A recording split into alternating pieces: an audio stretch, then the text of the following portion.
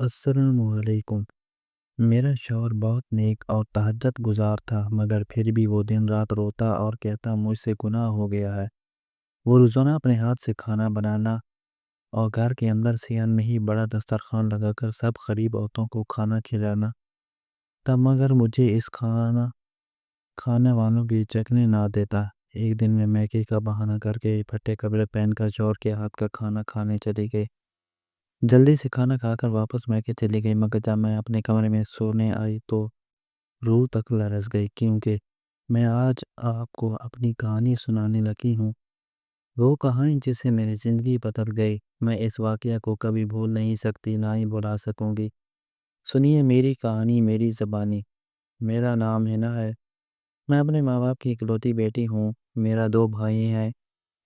چونکہ میرے والد صاحب اکلوتے بیٹے تھے تو گھر میں ان کی طرح اکلوتی ہو کر میری بھی ہر بات مانی جاتی تھی، اور کچھ اس لیے کہ میں بہت منت و مرادوں سے پیدا ہوئی تھی۔ دی جان کہتی تھی ہماری دعاؤں کا صلہ ہوا نہیں، بیٹیاں بہت پسند تھی، اسی وجہ سے سبھی مجھ پر جان چھڑکتے تھے۔ دی جان اور دا جان میرے پیدا ہونے پر بہت خوش تھے۔ پورے گاؤں میں مٹھائیاں بانٹی گئی، گاؤں کے غریب لوگوں کو کھانا کھلایا گیا، سب خوشیاں منا رہے تھے۔ میرے بھائی ہر وقت میرے پاس رہتے، میری ہر خواہش پوری کرتے۔ یوں ہی وقت گزرتا گیا، میری ہر چیز ہر خواہش منہ نکلتے ہی پوری ہوتی، کیونکہ میرے منہ نکلی بات حکم کی حیثیت رکھتی۔ جب میرا کالج کی پڑھائی مکمل ہوئی تو میں نے یونی جا کر پڑھنے کی ضد کی، لیکن اس بار دا جان نے صاف منع کر دیا۔ مجھے بہت غصہ آیا، میری ہر بات ماننے والے انسان نے میری خواہش کی قدر نہیں کی۔ ہمارے خاندان میں بیٹیاں ایسی جگہوں پر نہیں جاتی جہاں لڑکے لڑکیاں ساتھ بیٹھتے ہوں، اور نہ ہی اتنا پڑھتی ہیں۔ تم نے جتنا پڑھ لیا اتنا کافی ہے، اس لیے دوبارہ ایسی ضد نہیں ہوگی۔ سخت لیدے میں حکم سناتے دا جان چلے گئے۔ ماما مجھے یونی جا کر پڑھنا ہے اور یہ میری ضد ہے۔ اب آپ سب مجھ سے اس وقت بات کریں گے جب میری بات مانی جائے گی، اس سے پہلے کوئی بھی میرے پاس نہیں آئے گا۔ میں اپنے کمرے میں جا رہی ہوں، میں نے ضدی اور غصیلے لہجے میں کہتے ہوئے اپنے کمرے کی طرف دوڑ لگا دی۔ روتے ہوئے دروازہ بند کرتی وہیں بیٹھ گئی۔ میں جانتی تھی دونوں بھائی جان اور ماما جان میرے آنسو دیکھ کے چکے ہیں، اور اب مجھے یقین تھا میرے یونی جانے کی ضد پوری ہو جائے گی، کیونکہ وہ میرے آنسو دیکھ کر تڑپ جاتے تھے۔ اس بار بھی یہی ہونا تھا، اس لیے اٹھ کر میں نے اپنے کپڑے نکالے اور فریش ہونے چلی گئی، واپس آ کر سو گئی۔ اب مجھے فکر کرنے کی ضرورت نہیں تھی، مگر مجھے پتہ نہیں تھا میری ضد کی وجہ سے گھر والے کتنے دکھی ہو گئے تھے، اور وہ ابھی یہی سب گھر والے بہت پریشان تھے۔ ماما جان اور دی جان نے دا جان کی بہت منتیں کی اور انہیں میری محبت کا حوالہ دیا، مگر وہ نہ مانے۔ بابا جان مایوسی سے گھر سے باہر نکل گئے۔ میں شام تک سوتی رہی۔ دی جان دوپہر کا کھانا لے کر آئی، مگر بار بار دستک ہونے پر بھی اندر سے انوس خاموشی دیکھ مایوس ہو کر چلی گئی۔ آپ کچھ بھی کریں مگر میری بیٹی کی ضد پوری کریں، میں اسے اداس نہیں دیکھ سکتا۔ بھائی جان نے بابا جان کے آگے التجا کی، ابا جان اس بات کی اجازت نہیں دے دیں۔ بابا جان نے افسوس سے کہا میں اپنی بیٹی کو روتا دیکھنے کی ہمت نہیں رکھتا۔ ماما جان نے دکھ سے کہا بیگم آپ جانتی ہیں خاندان والے ہمارا جینا محال کر دیں گے، اس لیے میں بھی مجبور ہوں۔ بابا جان بے بسی سے بولے مجھے کچھ نہیں پتا، مجھے صرف اپنی بہن کی خوشیاں عزیز ہیں، مجھے ذرا برابر پرواہ نہیں خاندان والوں کی۔ چھوٹے بھائی جان نے سخت لہجے میں کہا میں کچھ نہیں جانتا، اس لیے بس کر دیں۔ بابا جان نے غصے سے کہا وہ خود بہت پریشان تھے، عمر سے ان سب کی باتیں وہ اتنا کہہ کر اپنے کمرے میں چلے گئے۔ اس نے صبح سے کچھ نہیں کھایا، خود کو اپنے کمرے میں بند کیے بیٹھی ہے۔ خدا کا واسطہ یہ سزا نہ دے میری بچی کو، پہلے ہی وہ بہت کمزور ہے، یوں اگر وہ کھانے پینے سے ضد لگا لے گی تو اس کی طبیعت خراب ہو جائے گی۔ دی جان نے روتے ہوئے کہا۔ کافی دیر دی جان یوں ہی انہیں کہتی رہی، بالآخر وہ مان گئے۔ ٹھیک ہے اسے اجازت ہے، مگر ایک شرط پر۔ دادا ہارتے ہوئے بولے، کون سی شرط؟ کیسی شرط؟ اب آپ اپنی بچی کی خوشیوں کے بیچ شرائط رکھیں گے؟ آپ ایسا کیسے کر سکتے ہیں؟ دی جان نے نفی مثالیں لاتے کہا، وہ وہاں کسی لڑکے سے بات نہیں کرے گی اور پردے کی پابندی کرے گی، یہ میرا حکم بھی ہے اور شرط بھی۔ حکمیہ لہجے میں کہتے ہوئے بستر پر لیٹ گئی۔ دی جان کو تو یہی خوشی کافی تھی کہ میری ضد پوری ہو گئی ہے، اس لیے وہ بھاگی میرے پاس آئی۔ ہنا دروازہ کھولو، میرے پاس تمہارے لیے اچھی خبر ہے۔ ہنا جلدی کر دروازہ کھولو، وہ خوشی خوشی دستک دیدی چلا رہی تھی۔ کیا ہو گیا دی جان؟ میں نیند خراب ہونے پر چڑھتے ہوئے بیڈ پر ہی بیٹھی بولی، اٹھ کر دروازہ کھول کر انہیں دیکھنے لگی جو مجھے سامنے دیکھ کر گلے لگا کر ہنستے ہوئے بولی، تمہارے دادا نے تمہیں شہر جانے کی اجازت دے دی ہے، اب تم وہاں جا کر پڑھ سکو گی اور تمہارا خواب پورا ہوگا انشاءاللہ۔ وہ خوشی سے بتا رہی تھی، یوں جیسے اس سے زیادہ خوشی کسی چیز کی نہ ہو۔ میں نے پہلے کچھ لمحے انہیں دیکھا، پھر خوشی سے چلاتی ان کے گلے لگ گئی۔ بہت بہت شکریہ دی جان، میں بہت خوش ہوں، اللہ قسم میرا بہت دل تھا آگے یونی جا کر پڑھنے کا اور بہت ماسٹر پورا کرنے کا، میرا دل کر رہا ہے خوشی سے جھومنے لگوں۔ میں نے دی جان کو گلے لگاتے ہوئے کہا تو وہ ہنسنے لگی۔ یوں ہی میں نے داجان کا شکریہ ادا کیا اور ان کی تمام شرائط مان لی۔ میرے یونی جانے کی تیاریاں ہونے لگی تھی، مجھے داجان کی شرائط سے کچھ فرق نہ پڑا کیونکہ ان پہلی لڑکوں سے بات کرنا پسند نہیں کرتی تھی۔ وہاں جا کر بات نہ کرنا مشکل نہیں تھا۔ 1 مہینے بعد میں اور بھائی جان شہر شفٹ ہو گئے۔ جاتے ہوئے داجان دی جان نے مجھے سی دعائیں دی اور اپنا خیال رکھنے کی تاکید کی۔ بابا جان نے اپنی حفاظت کرنے کو کہا اور ماما جان نے کھانے وقت پر کھانے کا کہا اور ہر ہفتے کو ملنے آنے کا وعدہ لیا۔ وہ ہم شہر روزانہ ہویا اور میرا داخلہ یونی میں ہو گیا۔ میں یونی کے گیٹ کے پاس کھڑی سوچ رہی تھی کہ میرا اچھا مستقبل شروع ہونے والا ہے، مگر میری قسمت تو کچھ اور سوچ کر مسکرا رہی تھی۔ میری پڑھائی شروع ہو چکی تھی، مجھے بھائی جان روز خود یونی چھوڑتے اور پک کرتے، مجھے یونی گئے ابھی کچھ ہی وقت ہوا تھا جب کینٹین میں بیٹھے ہوئے میری نظر کونے والے میز پر گئی جہاں ایک لڑکا سر کر کرسی کی پشت سے ٹکائے بیٹھا تھا، آنکھیں ہنوز چھت کو گھور رہی تھی۔ مجھے بہت عجیب لگا، اتنا خوش شکل نوجوان یوں اکیلا کیوں بیٹھا ہے؟ یہ میرے ذہن پر اس کے لیے ابھرنے والا پہلا سوال تھا۔ میں نے سر جھٹکا اور اٹھ کر واپس کلاس میں آ گئی۔ کلاس میں بیٹھے 5 منٹ گزرے تھے، جب وہی لڑکا اندر داخل ہوا تو ساتھ پرنسپل صاحب بھی تھے، جنہیں دیکھ کر سبھی لڑکے لڑکیاں احترام کھڑے ہو گئے۔ السلام علیکم ورحمۃ اللہ علیہ وبرکاتہ۔ بچوں، یہ آپ کے نیو پروفیسر ہیں عدنان صدیقی صاحب، ان کا ویلکم کریں۔ پرنسپل صاحب نے خوش اخلاقی سے تعارف کروایا۔ Welcome sir. سب نے ایک یک زبان کہا، thank you so much every one. Professor صاحب نے ذرا سے مسکرا کر کہا، وہ ہمیں پڑھاتے وقت بالکل سنجیدگی دے رہتے، مگر جب بھی میں انہیں اکیلا بیٹھا دیکھتی مجھے حیرت ہوتی کہ یہ شخص ایسا کیوں ہے۔ دن گزرتے رہے، میری پڑھائی چل رہی تھی، میں کافی مصروف ہو گئی، اب گاؤں جانے کا وقت نہ ملتا۔ ایک دن میں کینٹین سے سیدھا اپنی کلاس جا رہی تھی جب ایک کمرے کے باہر باصاختہ قدم تھم گئے دروازے کے اوپر لگے گلاس سے۔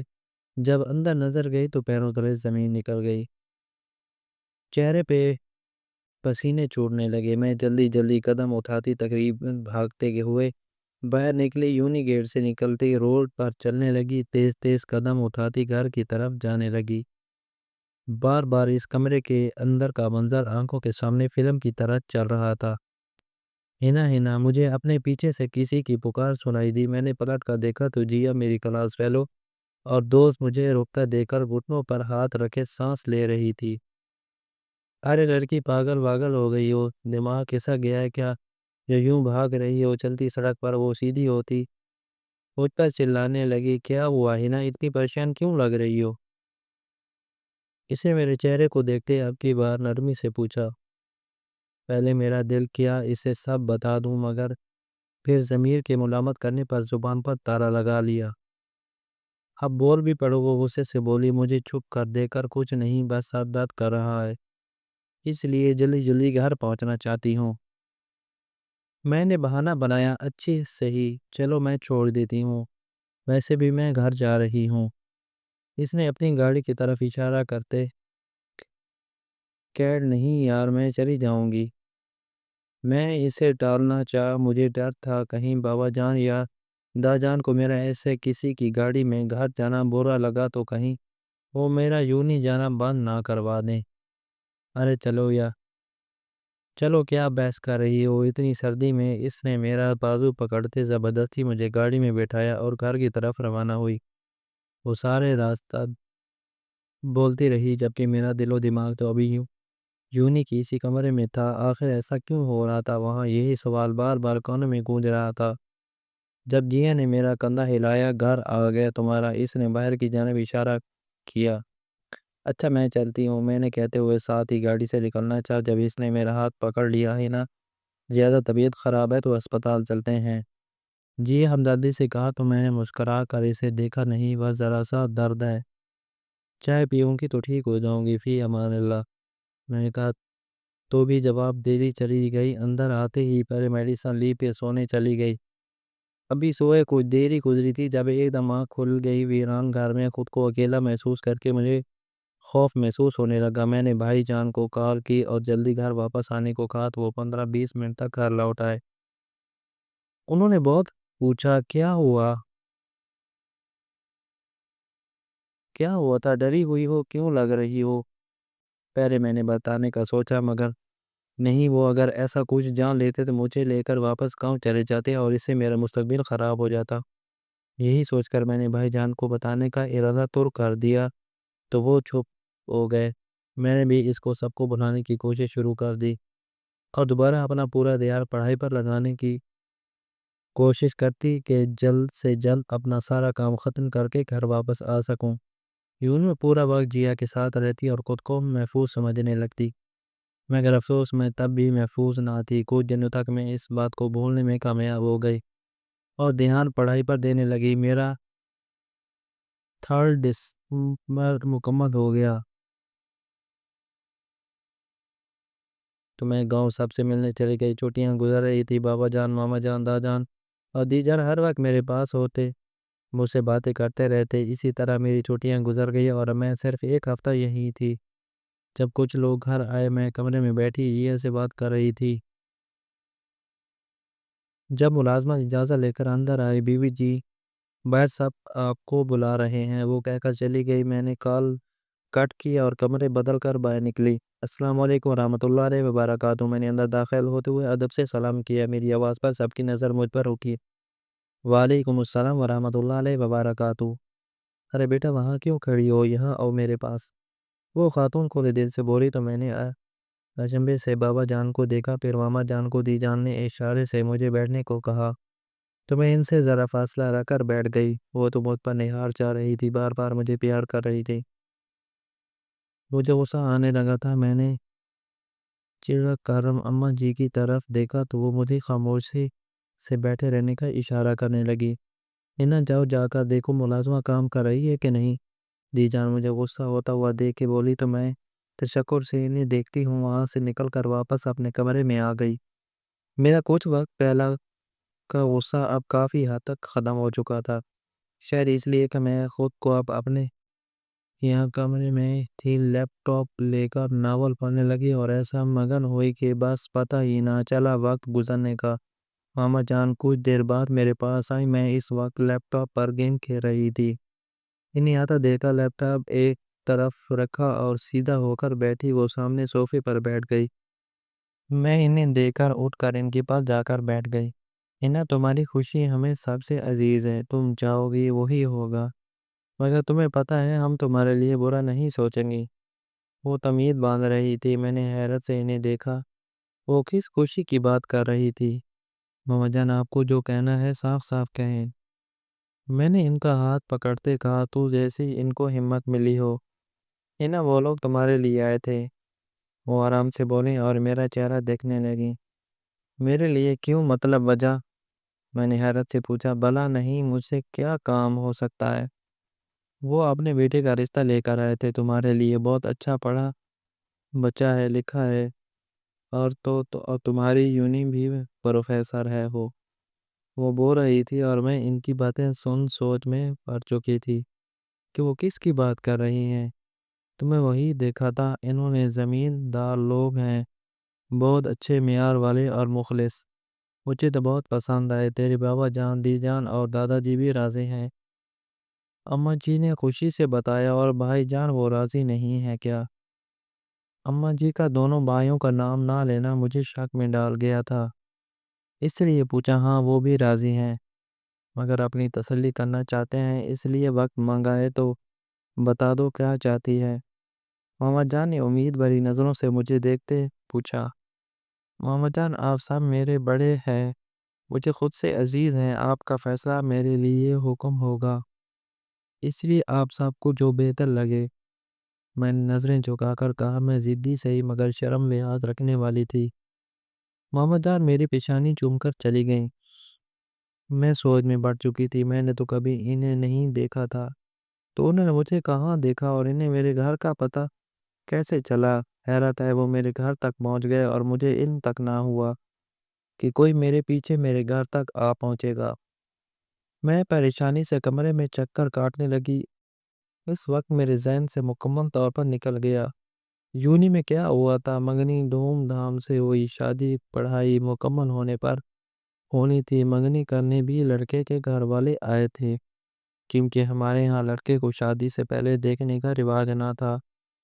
اسی وجہ سے مجھے نہیں پتا تھا کہ وہ کون ہے، بس نام پتا تھا اور یونی وہ چھوڑ چکا تھا، جس کی وجہ سے مجھے یونی جانے سے روکا نہ گیا۔ میرا سمیسٹر پورا ہونے میں وقت تھا جب میرے سسرال والوں نے شادی کی تاریخ مانگی تو گھر والوں نے پیپر سے بعد کی تاریخ دے دی۔ ایک طرف پیپر اور دوسری طرف شادی، میں تو گھن چکر بن کر رہ گئی، کبھی بازار تو کبھی کتابوں میں سر دیے بیٹھی رہتی۔ یوں ہی پیپر ختم ہو گئے تو میں نے شکر کا کلمہ پڑھا، اب مجھے پوری طرح شادی کی تیاریاں پر دھیان دینا تھا۔ پورے دل سب کچھ خریدتی سجاتی میری شادی کا دن آ پہنچا، سارا خاندان آ چکا تھا، آدھی رات تک فنکشن چلتا رہا۔ جب جیا میرے قریب بیٹھی، تم نے تصویر دیکھی ہے؟ اس نے کان میں سرگوشی کی۔ کس کی؟ میں نے بھی اسی کے انداز میں پوچھا۔ ارے بھائی، اپنے ہونے والے شوہر کی۔ ماتھے پر ہاتھ مارتی بولی، نہیں، یک لفظی جواب دے کر میں دوبارہ بچوں کا ڈانس دیکھنے لگی۔ ہے نا، تمہارے ہونے والے شوہر ہمارے وہی پروفیسر ہیں جو وہ ابھی بول رہی تھی۔ جب ماما جان آ گئے ہیں نا، تم آرام کر لو، اب رات کافی ہو گئی ہے۔ جیا بیٹا، تم ذرا میرے ساتھ آنا، ہے نا کو اس کی کزن کمرے میں چھوڑ دے گی۔ ماما جان کے کہنے وہ نہ چاہتے ہوئے بھی اٹھ کر چلی گئیں اور میں کمرے میں آ گئی۔ جب جیا آئی تب تک میں سو چکی تھی۔ اگلی صبح پھر وہ مجھے کچھ بتانا چاہتی تھی، مگر وہاں سب کزن بیٹھی تھی، مگر باتیں کر رہی تھی۔ مجھے تیار کرنے کے لیے گھر میں ہی لڑکیاں آئی تھی، وہی اس کمرے میں نکاح ہو گیا۔ نکاح کے وقت مجھے پتا چلا میرا نکاح عدنان صدیقی سے ہوا ہے۔ کچھ کچھ یاد تھا مگر مکمل نہیں، اور وہی سے رخصتی گاڑی میں بیٹھے مجھے ہوش نہیں تھا۔ دلہا دیکھ سکوں، مجھے تو اپنے گھر سے دور ہونے دکھ رولا رہا تھا۔ سسرال جا کر کچھ رسموں کے بعد مجھے روم میں بٹھایا گیا۔ مجھے بیٹھے 2 گھنٹے گزر گئے مگر ابھی تک شوہر صاحب تشریف نہیں لائے تھے۔ انتظار میں مجھے نیند آ گئی۔ صبح آنکھ کھلی تو عدنان شیشے کے سامنے کھڑا تیار ہو رہا تھا۔ میں نے آنکھیں کھول کر بند کی، یہ میرا وہم نہیں تھا۔ I'm so sorry، میں سو گئی تھی۔ رات کا واقعہ یاد آنے پر میں نے شرمندگی سے کہا، کوئی بات نہیں، تم تیار ہو جاؤ تاکہ ناشتے کے لیے جا سکیں۔ اس کے اس قدر اطمینان سے کہنے پر مجھے حیرت کا جھٹکا لگا۔ مطلب اسے فرق نہیں پڑا۔ کچھ دیر بعد میں تیار ہونے چلی گئی اور ناشتے کے لیے نیچے چلی گئی، جہاں عدنان اور انکل بیٹھے اخبار پڑھ رہے تھے، جبکہ آنٹی کچن میں ناشتہ بنا رہی تھی۔ مجھے دیکھ کر مسکرانے لگی۔ ناشتہ لانے سے منع کر دیا۔ بابا جان کو ناشتے سے فارغ ہو کر پارلر چلی گئی۔ دوپہر کا ولیمہ تھا، وہاں سے فری ہو کر گھر کا چکر لگایا اور واپس سسرال آ گئے۔ میں سو رہی تھی جب کسی کے سسکنے پر آنکھ کھلی تو سامنے عدنان جائے نماز پر بیٹھا شدت سے سسک رہا تھا۔ نظر گھڑی پر پڑی تو وقت نماز تہجد کا تھا۔ مجھے عدنان کو یوں روتا دیکھ کر حیرانی ہو رہی تھی، وہ ایسے کیوں رو رہا تھا؟ میں اٹھ کر اس کے پاس گئی۔ عدنان، کیا ہوا آپ کو؟ کیوں رو رہے ہوئے؟ کیا کوئی اب برا خواب دیکھا ہے؟ میں نے ان کے کندھے پر ہاتھ رکھتے ہوئے پوچھا تو وہ مجھ سے لپٹ کر رونے لگا۔ میں نے بہت بڑا گناہ کیا ہے نا، اللہ مجھے کبھی معاف نہیں کرتا۔ وہ روتے ہوئے بولا۔ مجھے جھٹکا لگا، ایسا کون سا گناہ کیا تھا اس نے؟ میں نے خود کو اس کے حساب سے نکالا اور اسے لے کر بیڈ پر بیٹھ گئی۔ ایسا کیا کر دیا آپ نے جو یوں کہہ رہے ہیں؟ میں نے ان کے آنسو صاف کرتے پوچھا۔ بڑا بڑا گناہ کیا ہے میں نے۔ وہ پھر سے وہی بولا۔ اللہ تو رحیم ہے، وہ معاف کرنے والا ہے، رحم کرنے ہے، بھلا وہ کیوں معاف نہیں کرے گا آپ کو؟ میں نے پیار سے کہا۔ میرے لاکھ پوچھنے پر بھی عدنان نے مجھے اپنے گناہ کا نہیں پتا۔ روتے ہوئے ہی وہی سو گیا اور میں بھی اگلی صبح فجر پڑھ کر بھی وہ یوں روتا رہا۔ مجھے کچھ سمجھ نہیں آ رہا تھا میں کروں کیا، کیسے اسے چپ کراؤں۔ اسی سوچ میں اٹھ کر کمرے سے باہر آ گئی جہاں میری سانس صبح ناشتہ بنانے کی تیاری کر رہی تھی۔ سوچا ان سے پوچھ لوں، مگر پھر سوچا وہ اپنے بیٹے کے لیے پریشان ہو گئی۔ میں نے ان کی مدد کرنا چاہی مگر انہیں نرمی سے منع کر دیا۔ شام کو عصر کے بعد میں کچن میں گئی، حیرت کی انتہا نہ رہی جب چولہے کے قریب کھڑے عدنان کو دیکھا جو کھانا بنا رہا تھا۔ عدنان کو چائے تھا تو مجھے بنا دیتے۔ میں نے ان کے ہاتھ سے چمچ لینا چاہا مگر وہ پہلے ہی ہاتھ پیچھے کر گئے۔ نہیں میں کر لوں گا، تم جاؤ، اس نے اس لہجے میں کہا کہ میں کچن سے نکل کر کمرے میں چلی گئی۔ اس کے بے رخی پر رونا آنے لگا تو آج تک کسی نے مجھ سے یوں روکھے لہجے میں بات نہیں کی تھی۔ تھوڑی دیر بعد باہر نکلی تو صحن میں کپڑا بجھا تھا۔ میرے دیکھتے دیکھتے ہی اس کپڑے پر عورتیں بیٹھنے لگی، یہاں تک کہ وہ پوری طرح عورتوں کے ہجوم میں گم ہو گیا۔ عدنان نے سب کے آگے کھانا رکھنا شروع۔ میرا دماغ اب سچ میں گھومنے لگا تھا۔ میں نے عدنان سے پوچھا تو وہ خاموش رہا، وہ سب چلی گئی۔ یہ تم کیا کر رہی ہو؟ مجھے کھانا نکالتے دیکھ کے عدنان تیزی سے میرے ہاتھ سے پلیٹ چھینتے بول کر کھانا نکال رہی تھی۔ بھوک لگی ہے، میں نے نارملی کہا تو یہ نہیں کھا سکتی۔ اس نے سختی سے کہا کیوں؟ اب مجھے غصہ آنے لگا تھا اس کی حرکتوں پر، کیونکہ میں کہہ رہا ہوں۔ اس نے کہتے میرا ہاتھ پکڑا اور مجھے کمرے میں لا کر چھوڑا۔ تب تک باہر مت نکلنا جب تک میں نہ کہوں، وہ کہہ کر چلا گیا۔ میں پریشان سے وہی کھڑی رہ گئی۔ یوں ہی ہر روز عصر کے بعد عورتوں کو کھانا کھلایا جاتا اور مجھے اس کھانے سے دور رکھتے۔ مجھے اب تشویش ہونے لگی تھی کہ کیا ہو رہا ہے۔ عدنان کا رونا، روز عورتوں کا گھر آنا، مجھے اس کھانے سے دور رکھنا۔ میں نے سوچ لیا کہ مجھے اس راز سے پردہ اٹھانا ہے۔ میں نے عدنان سے جھوٹ بولا کہ میں ماما جان کی طرف جا رہی ہوں اور گھر سے نکل آئی۔ پھٹے پرانے کپڑے پہن کر واپس گئی اور کھانا کھا کر نکل آئی۔ کپڑے بدلے تو گھر گئی۔ میں ابھی تک سوچ رہی تھی کہ مجھے کیوں نہیں کھانے دیتے تھے وہ کھانا، مجھے کچھ نہیں ہوا۔ وہ کھانا کھا کر میں نے سونے کے لیے کمرے میں چلی گئی۔ ابھی دروازے تک پہنچی تھی جب اندر ہوتی گفتگو سن کر جان لرز گئی۔ مجھے لگا میں یہی گر کر مر جاؤں گی۔ عدنان کے گناہ سے پردہ اٹھ چکا تھا۔ اب بھی مجھے یونی کے اس کمرے کے اندر ہونے والا کارنامہ یاد آیا۔ مطلب عدنان ایک گناہ گار آدمی تھا، وہ کیسے کسی کی زندگی برباد کر سکتا تھا؟ عدنان نے ایک لڑکی سے ناجائز تعلق بنایا جس کی وجہ سے اس لڑکی نے خودکشی کی، اور اب عدنان اپنے کردے گناہ کی وجہ سے اس بے چین تھا، اسے سکون نہیں ملتا تھا۔ میں لڑکھڑاتی دروازے تک پہنچی اور گیٹ سے نکلتی ٹیکسی لے کر گھر کی طرف روانہ ہوئی۔ گھر پہنچتی 10 بجے چکے تھے۔ سبھی مجھے یوں دیکھ کر گھبرا گئے۔ جب میں نے نہیں سچ بتایا تو بابا جان اور دادا جان نے مجھے وہاں جانے سے منع کر دیا۔ میں خود ایک ایسے انسان کے ساتھ نہیں رہنا چاہتی جو کہ اللہ کی نظر میں بھی گناہ گار ہو۔